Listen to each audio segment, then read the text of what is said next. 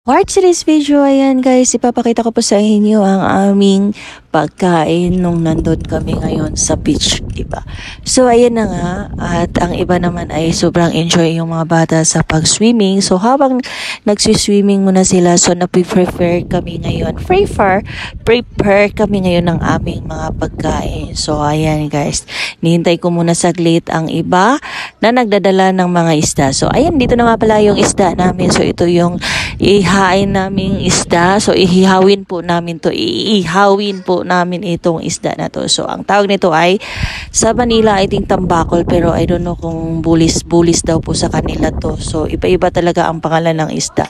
So, ayan. Pagkatapos, meron din pong itong isda na to at kikilawin po ito nila. So, ayan. Piniprepare na rin po nila. So, ayan. Pagkatapos pala ay naghiwa-hiwa na rin po ako ng mga sangkap para sa kinilaw.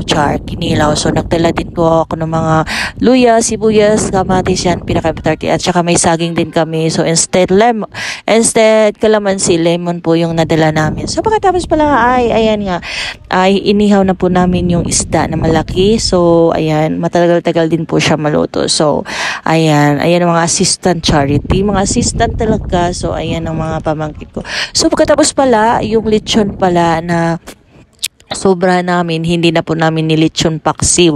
So, ayan, inihaw na rin po namin ito. So, lechon po to siya talaga. So, ang bango, parang lempo na rin pala. So, hindi ko akalain na pwede rin pala to siya ihawin yung lechon. Hindi na siya kailangan ilechon paksiw. So, napakabango talaga. So, ayan na nga. So, medyo gutom na rin ako nito, pero hindi pa naluto yung isda. Pero hinihintay namin syempre para sabay-sabay na po lahat kakain. So, ayan na nga, at naluto na rin po lahat ng aming mga ginawa kanina, yung mga ulam namin. So, ayan, kumain na po kami. So, ayan guys, kain po tayo. So, ang sarap talaga pag sabay-sabay kayong kumain, at especially na pag simple lang.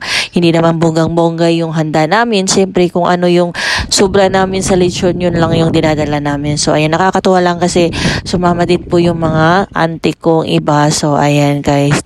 So, pagkatapos may kamuti din pala kami at may nahuli din palang isda yung isa kong pinsan. So, ayan na nga, iba-ibang kulay. So, that's all. Bye-bye. God bless everyone.